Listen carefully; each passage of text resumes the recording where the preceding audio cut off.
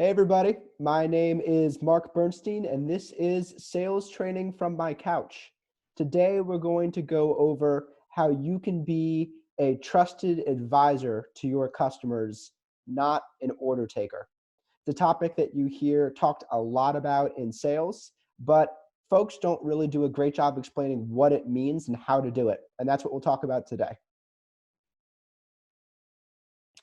5 topics. First is what makes an excellent grocery clerk. Then we'll talk about the difference between an order taker and a trusted advisor. We'll talk about 5 keys to get the consultative sale.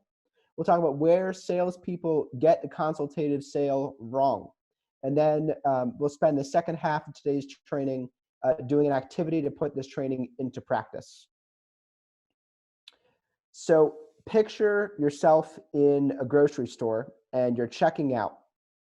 We've all had that experience where somebody is scanning our items and you think to yourself, oh, I could totally do that faster. But we've also had experiences where someone is scanning your items and they are totally fast as hell and they are bagging everything perfectly where all of the right stuff goes in the right bag and you think, shoot, I really couldn't do that. They are way better at that than I am. And that strikes the heart of what it means to be an order taker versus a trusted advisor. In that example, the first person is somebody who you feel like you could do a better job yourself, and that's true in sales as well. In the second person is somebody where you need them in order to make your experience as good as it could be. The key is knowing what they know and caring and actually trying. So what are the things that they know about how to scan quickly and about how to put things in the right order in the grocery bags, and then are they putting in the effort? And those are the 2 keys that we need in order to be a trusted advisor to our customers.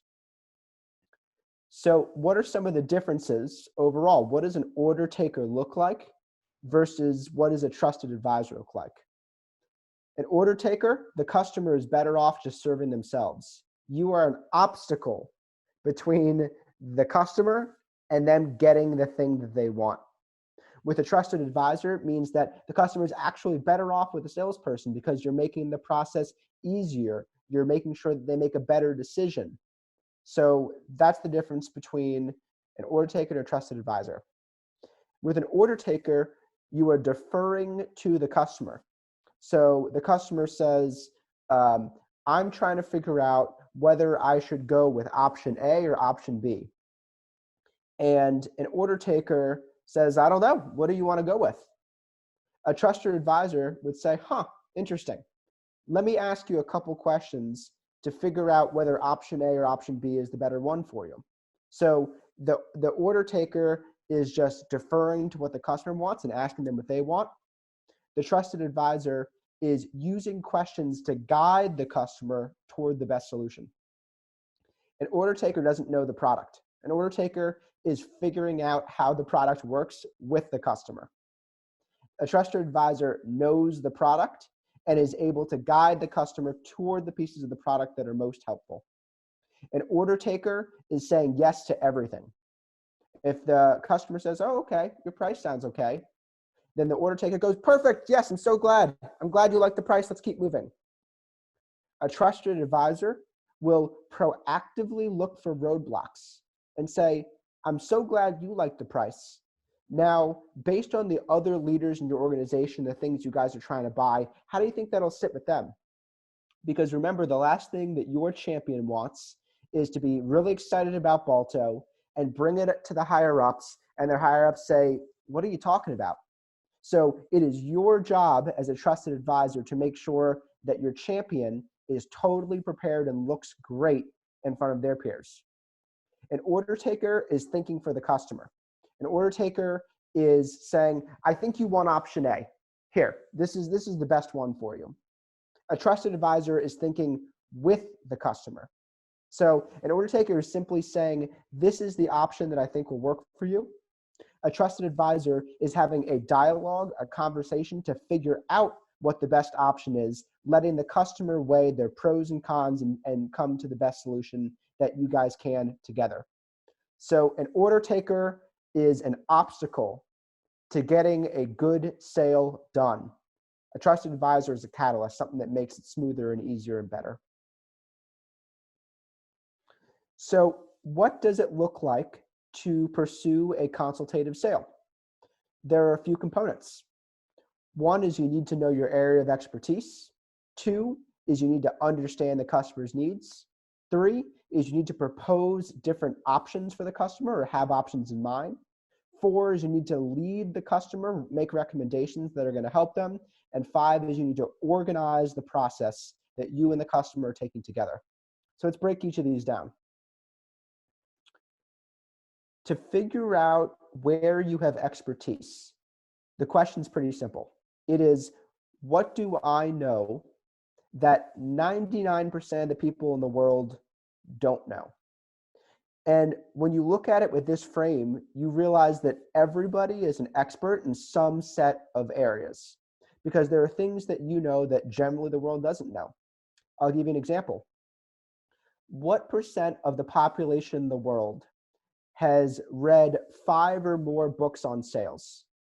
I would say way, way, way less than 1% of the population of the world has read 5 or more books on sales. So while using the term expert, if you've read 5 books, might be a little weighty, the idea stands that you are in a different league in terms of the knowledge you have about a subject. So when it comes to your solution and it comes to helping the customer, what do you know that 99% of people don't know? How can you invest in that area of expertise? The second question you need to ask for a truly consultative sale is, what do I need to know to tailor a great solution for the customer?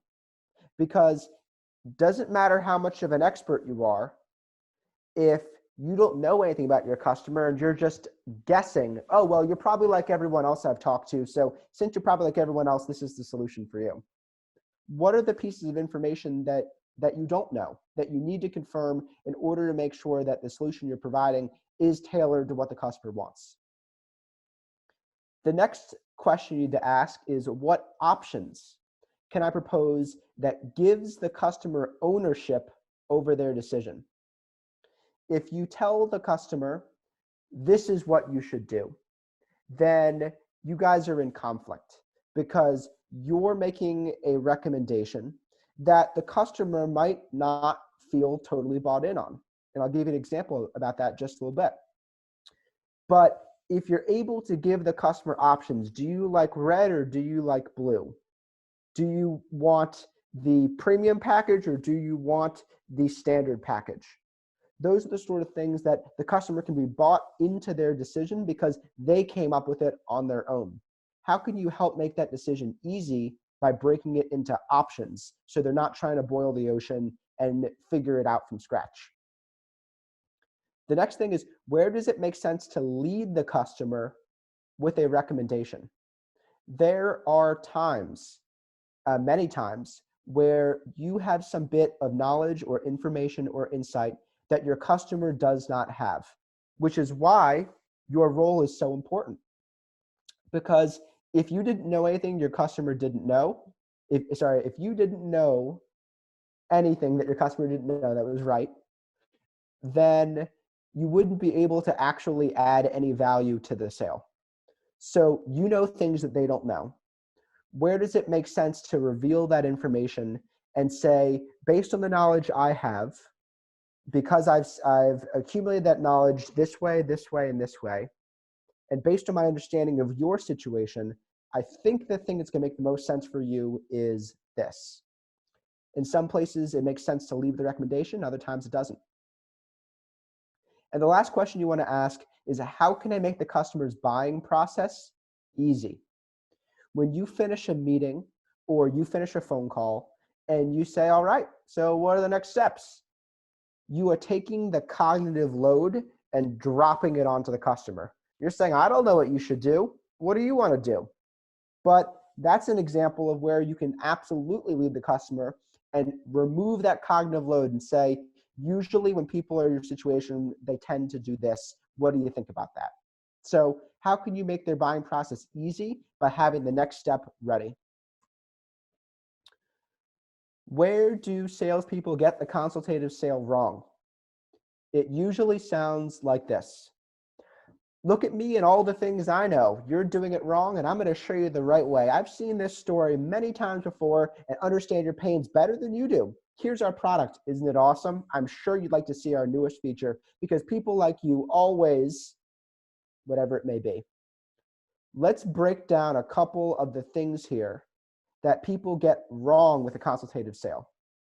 The first is often sales folks will feel empowered by their knowledge, and that shifts their focus in their mind back on them. So they're thinking, look at what I know, look at how much of an expert I am, and we need to remember that it is always about the customer. So the look at me mentality cannot enter a consultative sale. The next thing is, I'm going to show you, or I'm going to tell you the right way. The key to a good consultative sale is it is consultative, not mandatory. You're not telling them how they must do it or how they should do it. You're giving them ideas, examples, and options where they can then have the autonomy and the ownership to choose what's best for them. So you're going to make suggestions, you're going to make recommendations, you're going to back those recommendations up. If there's a recommendation you really believe in, you might push for it. But you're sure not going to tell them what to do because no one in this world likes being told what to do. I understand your pains better than you do. So there's a couple of problems with this. First of all, it's normally not true. You might understand their pains differently than they do. And in some area, you might understand their pain in more depth than they do. But you spent an hour talking to them, learning about their business. They have spent a lifetime living that business. Never forget that even though your customers might not know as much about that subject area as you do, they're living it. And living it demands a particular type of respect where we're not better than anyone when we're doing our selling, even if we're experts in the subject area. Here's our product. Isn't it awesome? I'm sure you'd like to see our newest feature. We can't be sure about anything in this world. And that's actually one of Balto's sales principles, is to have a respectful uncertainty. We don't know if it's going to work for the customer. We don't know if they actually have those pains. We can say, though, based on our conversations with other customers, you probably have experienced ABC. You might have experienced ABC. But there's no, you're experiencing ABC because I know better, right? Let's keep our principle of respectful uncertainty because that's the way that you can ruffle your customers' feathers. And the last is, wouldn't you like to see our newest feature? One of the very classic problems with knowledge is that it is then fun to talk about your knowledge. And don't let that get ahead of you. Don't let that make you take away your focus. It's not about all the knowledge. You need to use your knowledge very sparingly, very cautiously, and in times where you think it's really going to impact the customer, because the last thing you want to do is vomit your pitch and hope the customer likes it. So we can think about where we've seen this experience go well and where we've seen the experience not go well. And imagine that you're walking into a retail store and you go up to the sales associate, or they come up to you and they say, what can I help you find today? And you give them a basic description and they come to you with some sort of clothing that is totally not your style. But they're like, no, you're really going to look great in this. This is for you. This is perfect. And I'm sure we've all had that experience where there's a salesperson who's kind of telling you what you should wear, and you can't really explain why that's not what you like, but you're just like, oh, okay, thank you. And you feel this like pressure because you don't want to make them feel bad. Well, I call that dressing your customer. Don't dress your customer. But the way you can prevent it is by giving your customer options and by using uncertainty, right? So, thought you might like this. I picked out two different options, option A and option B. Do either of these appeal to you? That's the sort of way that you can make sure that you're not entering that awkward situation, which I think we can all picture, we can all feel it. We've all had that before. Whether you're working in retail or whether you're working on the phones, don't dress your customer. The right way to do it is to be thinking about that you know things that the customer doesn't. This is in your head, by the way. You never say this out loud. I know things that you don't, and I'm not an ass about it. Both of those pieces are critical. The knowledge that you have that your customer doesn't is critical, because that is your specific value as a salesperson, is that you're able to contribute knowledge and guide them in places that they might have not expected. But that second part is equally critical, which is that you absolutely have to be careful not to be an ass about it. Those two pieces together are what it means to do a consultative sale, and that's how you can become a trusted advisor. So with that said, let's jump into an activity. What we're going to do is all take some time, take out a pen, a paper, or your laptops, and craft a strategy for how we're going to define our persona as trusted advisors. Specifically, we're going to define our domain of expertise. So we're going to think, where am I more knowledgeable? Where do I know more, have more experience than 99% of the people in the world? Which, by the way, is plenty of places if you think about it. Then we're going to identify 5 different things that you need to understand about your customer in order to tailor the solution. So when you hop on the meeting or you hop on a call and your customer's there on the phone with you, maybe you have some information about them, maybe you have some purchase history, some facts about where they work, but what are the things you don't know that you think are truly important to tailor your solution? Let's find 5 things, start with just 5 things that'll help you tailor your solution for your customer. Then let's list out 5 purchase alternatives for your customer. Take a minute and bucket your options. Think about being able to propose option A versus B versus C versus D versus E. How can you bucket your solution into 5 different options that you can narrow down depending on what the customer's needs are? Then let's practice our recommendation. When you are making a recommendation to your customer, how does it come off? Can you make sure to incorporate principles of uncertainty and principles of not being an ass? Practice it, because the first couple times you do it, it might sound a little conceited.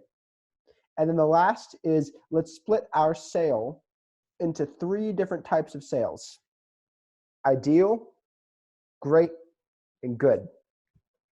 And what I mean by that is, first picture ideal. What does the perfect call or the perfect sales process look like? And by the way, it might not be customer picks up the phone and says, yes, I want to buy, and you sign. Because maybe you haven't qualified enough. Maybe when that happens, you haven't gotten enough buy-in from other stakeholders. So really picture, what is the perfect, the ideal sale? Then, what is a great sale? One that's not quite perfect, that has a couple roadblocks, but that you think you can consultatively suggest the right steps to the customer at the right time to help them get through it. And then last is, what is a good sale? What is one that moves at a good clip, that is worth a good dollar value to you and your company, is qualified, but has some roadblocks, right? What does a good sale look like? And you guys will notice that there's not bad sale, because anything worse than good should be disqualified and thrown out of your funnel. You shouldn't work any deals that aren't at least good sales.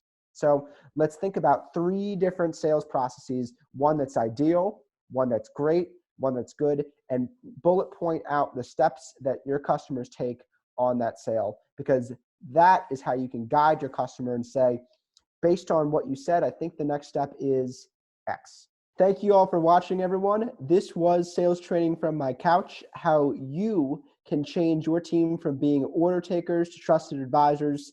Please follow us on LinkedIn or check out a demo at baltosoftware.com/demo. Thank you again. I'm Marc Bernstein. I'll see you all soon.